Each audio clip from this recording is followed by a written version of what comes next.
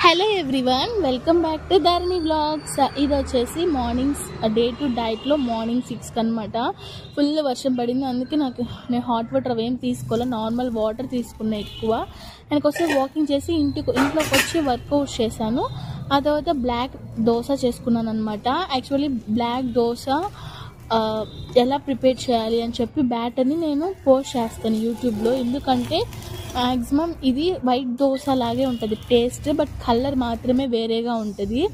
So maximum families అందరూ కూడా black dosa తినడానికి ట్రై చేస్తే బెస్ట్.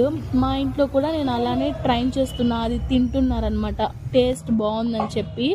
ఆఫ్టర్నూన్కి అయితే నేను గోధుమ రవ్వ క్యారెట్స్ ఎక్కువ వేసి చాలా అంటే చాలా టేస్టీగా చేసుకున్నాను అనమాట. సో మనం ఇలా తినడం వల్ల క్యారెట్స్ మనం తిన్నట్టుంటుంది, ఇంకా ఉప్మా కూడా మనం తిన్నట్టుంటుంది. నేను ఇలా ట్రై చేస్తా. ఇంకా ఈవినింగ్ నాకు చాలా క్రేవింగ్స్ ఉందో, అందుకని మసాలా బోగులు హెల్దీ వేలో చేయించుకున్నాను అనమాట. ఇంకా నైట్కి బ్లాక్ దోశ అనేది తింటున్నా. అంటే నైట్కి నేను గుమ్మడికాయ జ్యూస్ తాగుదాం అనుకున్నా.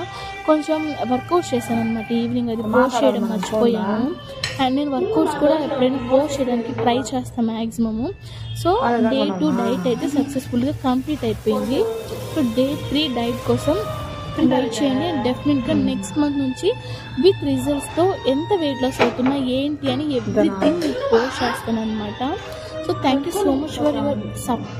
అండ్ వచ్చేసి నెక్స్ట్ మంత్ నుంచి డెఫినెట్గా నేను ఎంత వెయిట్ లాస్ అవుతున్నా ఏంటి అని వెయిట్ మిషన్లో వెయిట్ వేసి మరీ చూపిస్తాను అనమాట. అది ఇంకా కొంచెం మోటివేషనల్గా ఉంటుంది. ప్రెజెంట్ అయితే వెయిట్ మిషన్ లేదు. సో నైట్కి అయితే నేను 2 బ్రౌన్ దోశ విత్ 3 కర్రీస్ పెట్టేసుకున్నాను. నాకు ఒక కర్రీతో సాటిస్ఫాక్షన్ అనిపించదు అనమాట. సో 3-4 కర్రీస్ ఉంటేనే నేను కొంచెం ఇష్టంగా తింటాను అన్నట్టు. సో ఇంకా వచ్చేసి నైట్కి ఇంకా ఈటింగ్ పీరియడ్ అనేది ఇంతటితో క్లోజ్ అయిపోయింది. So stay tune and day 3 కోసం వెయిట్ చేయండి.